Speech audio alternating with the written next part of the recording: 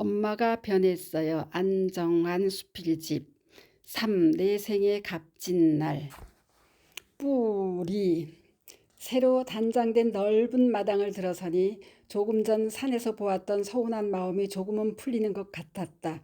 모처럼 시간을 내어 동생의 농장에 내려갔다가 부모님 산소에 들렸다. 부모님 산소가 있던 자리에는 태양광이라는 시커먼 철판 떼기가 온 산을 덮고 있었다. 예전에 그 산은 우리 친정의 선산이었다. 할아버지가 살아계실 때 할아버지와 산이 없는 동네 사람에게 산소를 쓸 수 있도록 양보했다고 한다. 요즘이라면 상상도 할 수 없는 일이었다. 수십 년이 지나 이제는 공동산이 되었고 공동 명의가 되었다. 최근에 그 산이 동네 사람들의 합의 하에 팔렸고 우리는 억울한 일이지만 따를 수밖에 없다는 이야기를 들었다. 조금 낮은 쪽에 땅을 받아서 비석과 상석이 옮겨지며 이장이 되어 조상들의 산소가 형성되었다. 아버지의 묘자리가 있던 산을 쳐다보는데 내 눈에는 태양광의 열판이 유령처럼 보였다. 67쯤의 나이 때 이 집을 들어서면 침침해 보였던 사랑채에는 하얀 옷을 입고 장죽을 문 할아버지가 누웠다 앉았다 하는 게 보였다.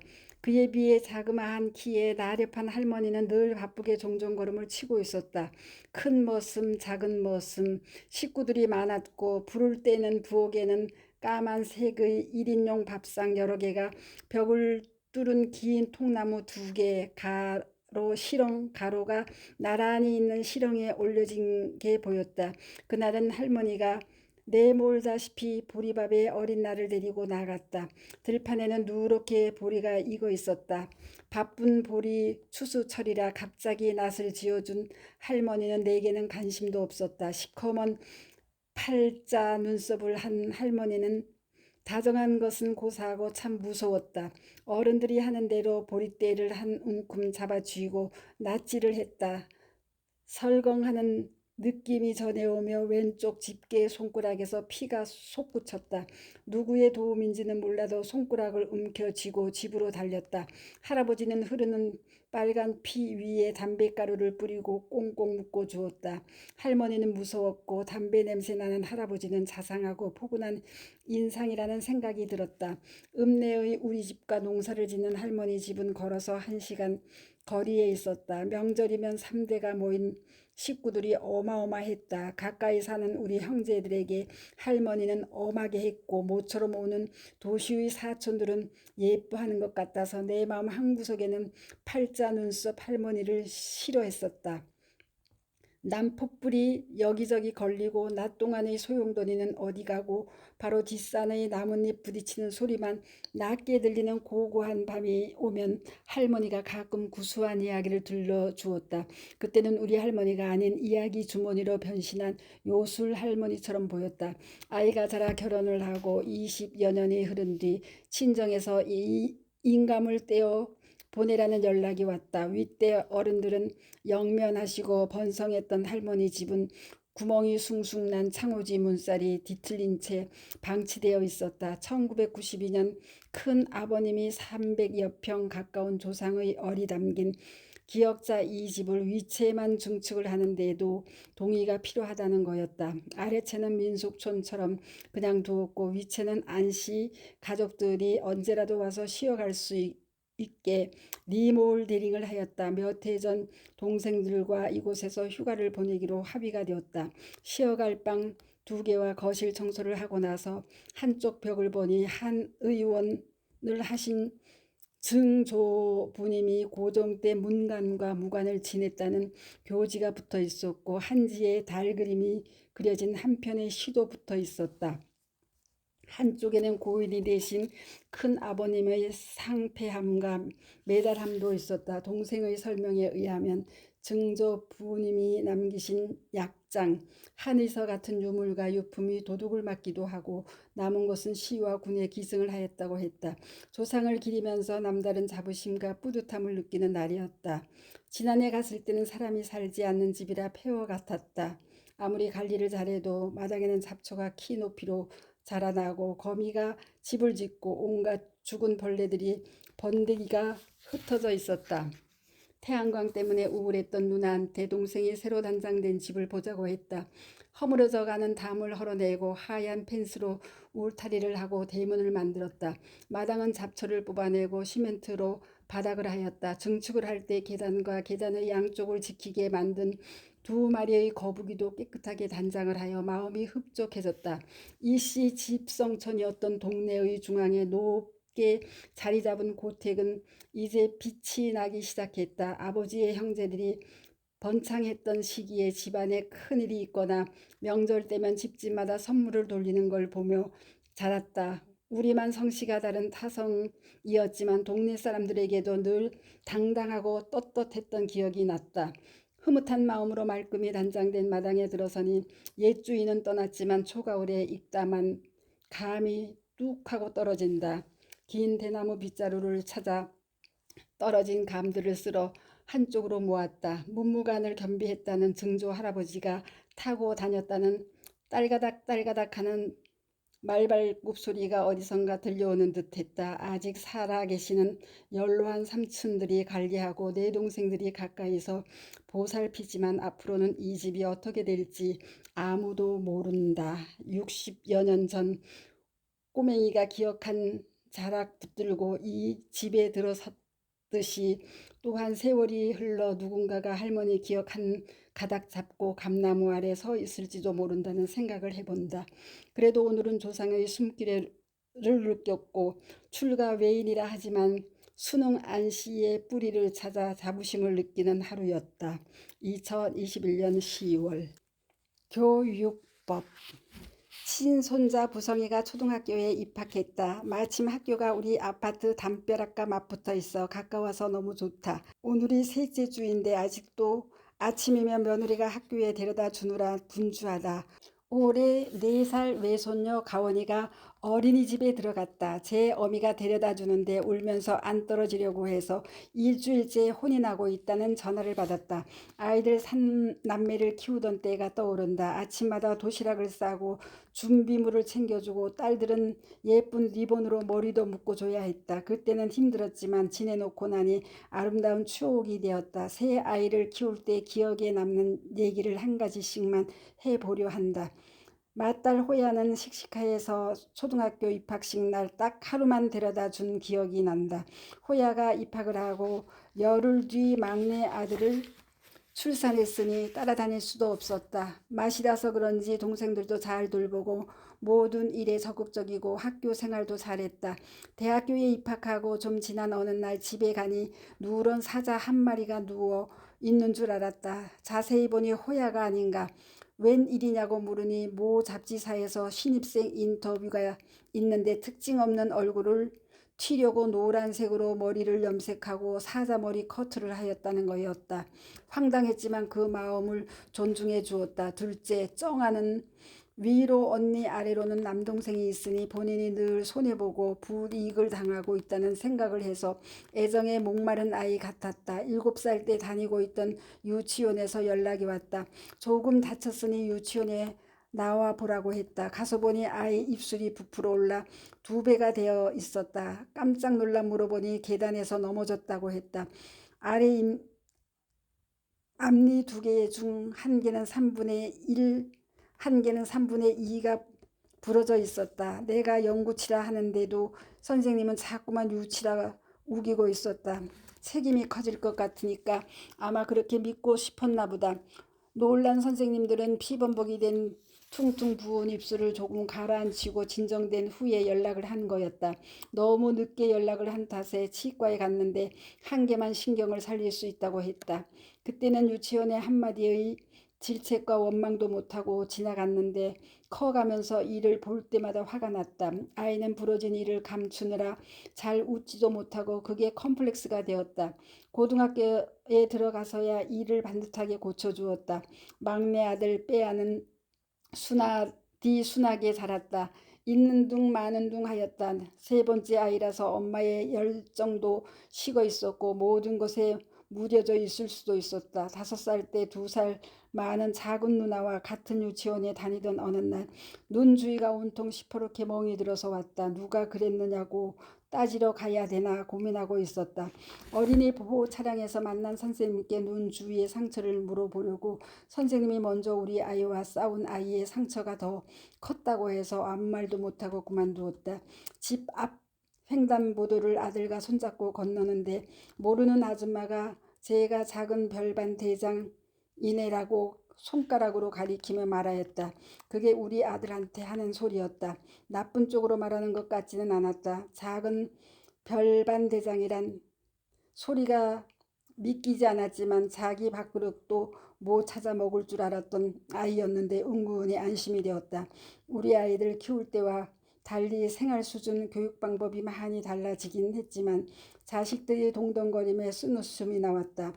마음 같아서는 저렇게 안 해도 되는데 하는 생각이 든다. 우리의 윗대, 우리들 지금의 세대는 많이 다르다. 일 때문에 남편과 함께 집을 비우고 아이들만 있을 때가 있었다. 어떠한 경우에도 거짓말과 속이는 것은 안 된다고 가르쳤다. 한창 크는 아이들이 먹고 싶은 것도 많을 테고 눈치 보고 기죽이는 게 싫었다. 그래서 동네 슈퍼마켓 한 군데를 정해놓고 각자 필요한 것을 사고 외상장부를 자필로 적게 하고는 일주일에 한 번씩 계산을 해 주었다.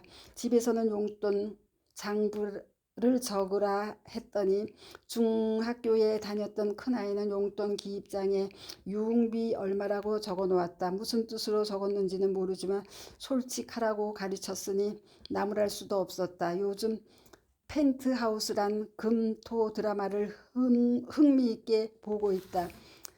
가상이라 해도 너무 지나치다. 자식과 돈 앞에서는 살인도 불사하는 드라마다. 어른들의 권력과 재력, 욕심 앞에서 자식 모두를 망가뜨리는 것을 볼 수 있다.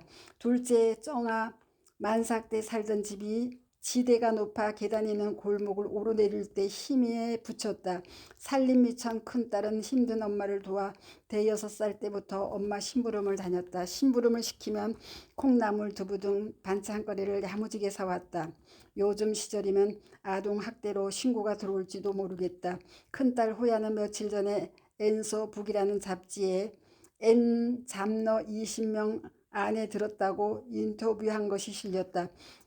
이런 기쁜 소식을 전해 오는 날은 키울 때 무조건 믿어주고 칭찬을 아끼지 않았으며 독립심을 키워준 교육 방법이 나쁘지 않았다는 생각을 해보는 날이다. 아직도 3주 넘게 아들 대신 가방을 등에 걸치고 등하교를 시키고 4살짜리를 어린이집에 보내려고 5군데나 면담을 하고 어린이집을 골랐다는 자식들을 볼 때 험한 세상이다 보니 이해가 되기도 하지만 이렇게 하는 게 맞는지 아니면 과잉보호인지 나의 방목 교육이 옳았는지 비교가 된다. 오늘은 며느리가 부성이를 데리고 여행을 가자고 했다. 제주도 가는 싼 항공비를 검색해 보더니 주말에는 싼 게 없다고 하였다. 시어머니가 이상해 보일지 모르지만 부성이네 학교에 말하고 하루쯤 빠져도 괜찮다고 주중에 가자고 말했다. 우리 아이들은 정 학교에 가기 싫다면 보내지 않았다는 말을 보탰다.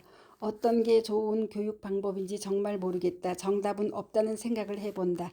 건강만 해라. 인성만 좋으면 공부도 잘 했으면 부모의 욕심은 끝이 없다. 아이들 체벌은 절대 안 돼. 꼬투리라도 때리지 말라. 나의 욕심이라면 전교조 교육만큼은 피해 가자라는 말을 하고 싶다. 2021년 3월 오케스트라 120여 명 카톡방에 초청 공지가 떴다. 새 정부 출범 하나로 미래로 사랑과 희망의 콘서트를 잠실 롯데타워 콘서트홀에서 한다는 거였다. 부부 동반이 가능하다는 공지는 귀를 솔깃하게 했다. 오후 6시에 식사를 제공하고 공연은 7시 30분부터 시작한다고 했다. 우리 부부는 각자 볼일을 보고 오후 5시에 만나기로 했다. 식사 1시간 전에 만나 롯데타워 구경을 하자고 약속했다. 롯데타워는 워낙에 넓었다. 부부는 길이 어긋나서 한참 만에 만날 수 있었다. 하는 수 없이 8층 콘서트 홀을 찾아 미리 눈도장을 찍어 두었다. 그러고 나니 6층 식당을 6시에 가는 것도 빠듯했다. 내 손에 초대권이 확보된 것도 아니지만 초청한 분의 이름을 대고 정해진 한식집에서 저녁을 먹었다. 일반 손님, 초대 손님으로 왁작지껄 식당은 정신없이 돌아가고 있었다. 겨우 두 자리를 찾아 앉았는데 갑자기 떠오르는 생각이 있었다. 큰 집 사촌 오빠가 롯데그룹에 관련이 있어서 사촌 올케가 잠실 롯데타워에서 한식당을 크게 한다는 소리를 들은 적이 있었다. 음식을 주문하러 직원이 왔다. 여기 사장님이 여자냐고 물으니 네 대표님이 여자세요 하는 소리를 듣는데 무슨 생각인지 이 집이 올케가 하는 식당일 거라는 반 확신이 들었다. 확신은 확신을 낳았다. 숙성시대라는 한식당 간판도 직원이 말해주는 대표님 이름도 낯설지 않게 느껴졌다. 갈비탕을 먹는 중에 공지를 올린 분께서 어디냐고 전화가 왔다. 초대권 티켓을 식사 중에 전해받았다. 식당 주방 쪽을 흘끔거리며 온통 머릿속에는 올케를 볼 수 있다는 생각으로만 가득 찼다. 바삐 돌아가는 식당에서 고개를 드니 양복 정장을 차려입은 머리카락이 없는 민머리의 남자가 자리를 안내하고 있었다. 몇 년 전 사촌 오빠의 아들 결혼식 때 본 그 모습이었다. 그날 새 신랑은 민머리를 하고 있었고 음악 관련 일을 하고 있다고 들었다. 그 당시 특색 있는 결혼식이라 기억에 남아 있었다. 조카라고 확신한 나는 그 남자의 손을 용기 좋게 잡으면서 오빠의 이름을 대고 내가 고모라고 말했다. 세종호텔에서 결혼식 때 보았노라 하니 맞다고 고개를 끄덕였다. 식당이 단체 손님으로 바쁘니 조카는 엄마를 도와주러 왔구나 하고 내 나름 굳은 확신을 했다. 지금 정신없이 바쁘다며 명함을 달라고 했다.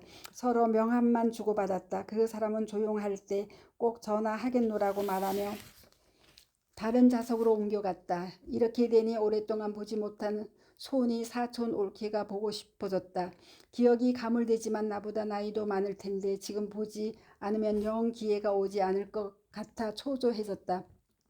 식사를 주문한 직원한테 대표를 만나볼 수 있느냐고 했더니 그 바쁜 와중에도 불러주겠다고 쉽게 말했다. 마음은 있어도 식당이 바쁜 걸 보고는 아쉬워도 공연장으로 가야지 하고 나오는데 내 앞에 앞치마를 한 젊은 여자가 다가와서 자기를 찾느냐고 다소곳이 공손하게 인사를 했다. 앞불사 아무리 마스크를 했지만 내가 만나고 싶어하는 올케는 아니었다. 민망해서 죄송하다고 미안하다고 하면서 서둘러 나왔다.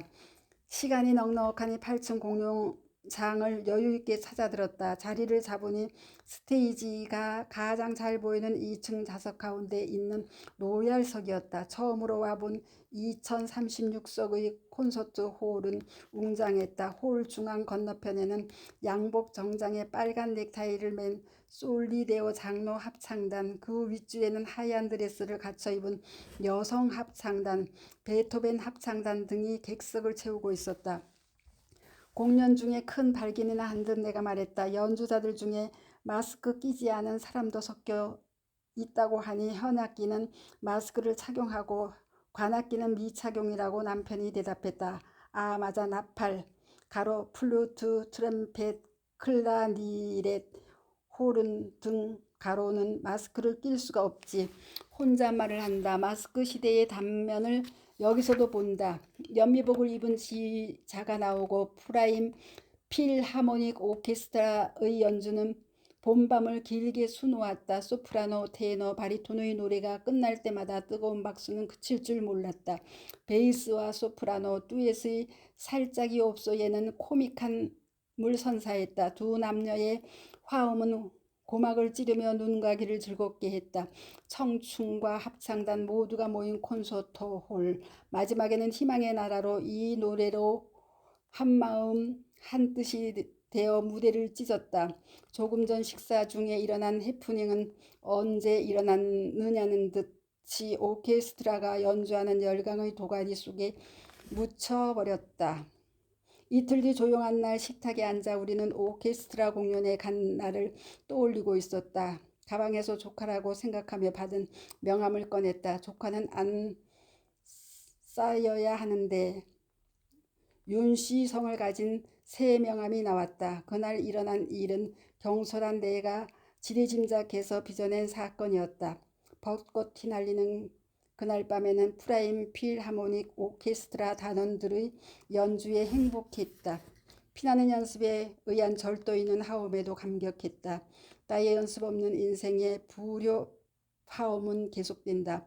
엉뚱한 엇박자 내 행동을 얘기하고 곱씹으며 우리는 그 저녁 내내 웃었다. 민머리 가짜 조카의 전화는 끝내오지 않았다. 우리네 인생도 오케스트라처럼 어울려 살아가는 것이 아닐까. 2022년 4월 봄밤.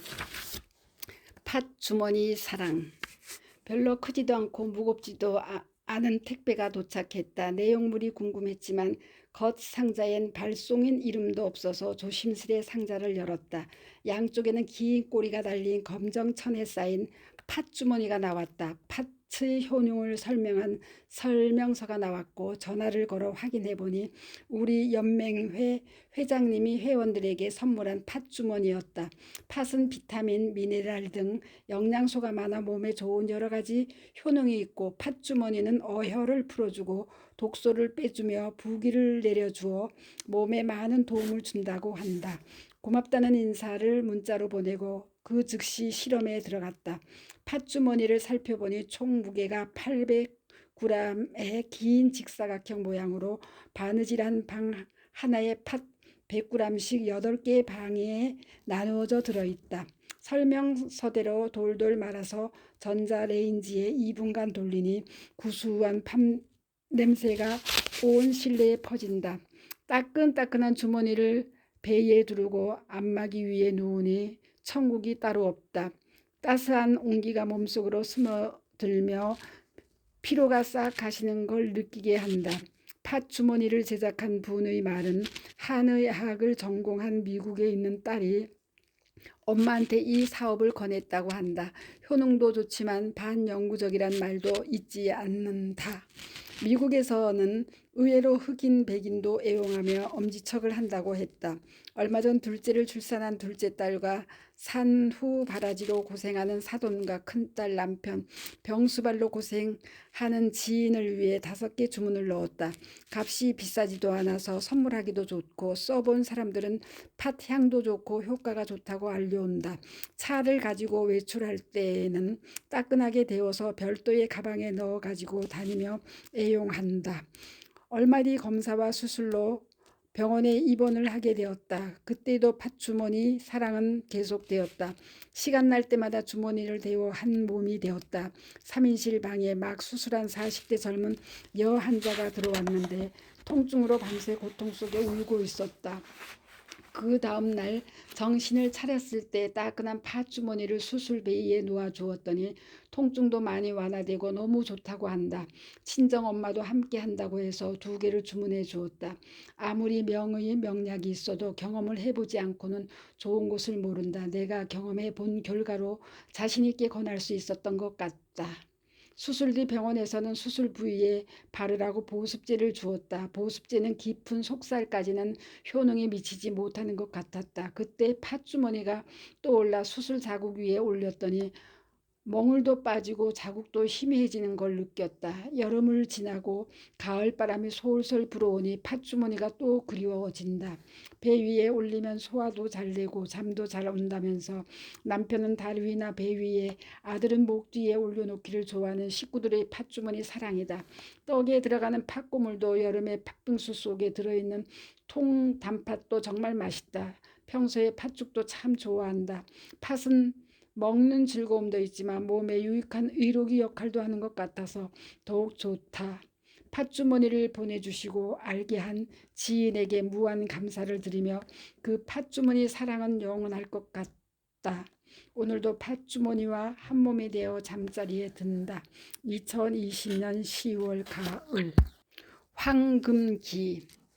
가을 햇살 좋은 날 아파트 단지의 넓은 길을 피해 샛길을 걷는 것은 무엇과도 비교할 수 없는 기분 좋은 일이다. 늦여름에는 수쿠령이 피어 마음을 설레게 하더니 얼마 전에는 작은 포도 알맹이 같은 보라색 좀 작살나무 열매가 눈을 즐겁게 한다. 아직 서리가 내리지 않아서인지 예쁜 녹색 크로바가 소복소복 무리 지어 나를 반긴다. 익지 않은 주먹만한 모가가 하나씩 떨어져 뒹굴기도 한다. 이런 걸 볼 수 있다는 여유가 너무 좋다. 선물의 집을 시작한 지 10년을 훌쩍 넘기고 있다. 아파트 단지를 벗어나 사거리에 서면 나뭇가지 사이로 정강에 지하철이 들어오는 게 보인다. 초록 불을 켜고 작은 자동차가 화면에 뜨면 내가 타고 가는 열차가 들어오는 거다. 그때부터 마음이 바빠진다. 지하철을 놓칠세라 숨을 헐떡이며 달린 적도 한두 번이 아니다. 선물의 집을 50대 중반에 시작했다. 세월이 흘러 공짜로 지하철을 타는 나이도 한참이나 지났다. 처음에는 수입도 꽤나 괜찮았다. 인터넷 판매가 활성화되고 경기 불황으로 몇 년 전 그만둘까 하는 생각도 잠시 한 적이 있었다. 남편은 적자만 아니면 글도 쓰고 사무실 겸 그냥 하라고 했다. 그때의 선택이 고마울 뿐이다. 지금은 눈 뜨면 나갈 때가 있는 것만으로도 행복해하고 있다. 주위에 연을 맺고 있는 지인들과 여행도 하고 대화를 하는 때가 많다. 우리 또래나 나이 든 분들과 이야기를 나누다 보면 젊음이 좋긴 하지만 그 시절로 다시 돌아가고 싶다는 사람은 없었다. 나도 그렇다. 지금 최선을 다해 살아가는 게 황금기가 아닌가 생각해 본다. 어느 날 10주년 주기로 나를 분석해 보았다. 결혼하고 10년은 아이들 낳고 키우면서 철없이 살던 때였고 그 후 10년은 남편의 사업이 고비를 맞고 같이 생활 전선에 뛰어들어 앞이 보이지 않게 힘들게 살았고 그리고 10년은 아이들 뒷바라지하면서도 즐거웠고 극복하는 시기였다. 30년의 고비를 넘기니 아이들은 학교를 졸업하고 하나 둘 결혼을 하였다. 그때부터 나를 위해 공부도 하고 여행도 하는 안정기가 왔다. 그동안 하고 싶었던 글쓰기를 배우게 된 황금기가 열리고 있었다. 삼남매가 가정을 이루어 떠나가고 둘만 사는 집은 단조롭기는 하지만 또 편하기도 하다.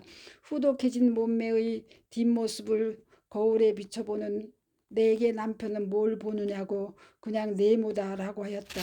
그런 말도 수치스럽지 않고 웃어넘길 수 있는 편한 나이다. 20대에 만나 얼굴의 주름도 하얗게 새어가는 머리도 축 처진 몸매도 이해해 줄 수 있으니 그 또한 좋은 것이다. 둘이 말다툼을 해서 꿀꿀한 어느 날 핑크색 도부 세숫비누 위에 달아서 조금 남은 파란색 세숫비누를 업어 한 몸인 걸 보았다. 섬세한 남편 때문에 비누 거품이 사그라들듯이 마음이 풀리면서 피식 웃음이 난 적이 있다. 젊은 시절 옆도 뒤도 돌아볼 겨를 없이 살다 보니 사람이 할도리도 못하고 살아왔다. 생활의 여유를 찾으면서 조금씩 눈을 뜨고 인사를 하면서 살았다. 집으로 택배가 오면 내가 주문한 물건이든 선물이든 상자 속이 궁금하고 설레는 마음으로 상자를 풀게 된다. 올봄에는 청주에 사는 지인에게 책을 보냈더니 농원에서 직접 사서 붙여온 노란 프리지어와 수선화 꽃이 거실을 환하게 해주었다. 싱싱한 꽃을 보내주어 근 한 달을 그 꽃에 취해서 살았다. 눈을 크게 뜨니 주위에는 각계각층에서 나라와 사회와 개인을 위해 봉사하는 훌륭한 단체도 많았다. 지금까지는 잘 모르고 살았지만 이제라도 알았다는 게 다행이라는 생각이 든다. 사람을 알고 단체를 알게 되니 바빠지기 시작했다. 여행이든 모임이든 일단 오케이 하고 본다. 웬만하면 참석을 한다. 나를 필요로 하고 건강할 때 다니려 하고 있다. 코로나로 해외여행은 금지되었지만 얼마 전 지인들과 금산까지 가서 브루베리 와인을 담가서 가져오고 그저께는 지인의 농장이 있는 여주 이천에 가서 고구마도 캐어왔다. 결실의 계절 넉넉한 인심이 이 가을을 풍요롭게 한다. 외출할 일이 많아지고 경조사도 챙겨야 하고 나이가 들어가니 젊을 때보다 더 분주하게 살아가고 있다. 친한 동생한테 지나가는 소리로 올가을엔 국화가 보고 싶어 했더니 잘 포장된 국화 화분 9개를 보내왔다. 같은 날 대봉을 보낸 지인도 있었다. 국화 향과 정이 가득 차 흘러넘쳤다. 남편은 가끔 보내오는 선물과 바쁘게 사는 날 보고 요즘이 당신의 황금기라고 말했다. 큰딸에게서 어느 날 엄마 어디야? 라는 전화가 왔다. 여기는 진주인데 했더니 아빠랑 같이 있어? 라고 하는 거였다. 아니라고 했다. 며칠 뒤 또 전화가 온 날 아침 또 서울을 떠나 있었다. 여기는 이천 고구마 밭이야 했더니 아빠만 두고 엄마 너무하는 거 아니냐고 했다. 뭘 엄마는 지금 한근기야 했더니 알겠어요. 엄마 한근기 잘 보내세요. 엄마만 행복하면 된다는 대답이 왔다. 반짝이는 스타가 된 것도 아니고 벼락부자가 된 것도 아니다. 소소한 행복에 미소 지을 수 있는 지금이 가장 좋은 때라는 생각이 든다. 나이 드니까 참 좋다. 눈치 볼 것도 없고 24시간을 거의 내 시간으로 살 수 있으니 이제는 남도 돌아볼 수 있고 여유 있는 떳떳한 나의 황금기. 딸의 말처럼 남편도 함께 황금기의 열차에 동승하여 같이 했으면 더욱 좋으련만. 2021년 10월. 감사합니다. 스토리양입니다.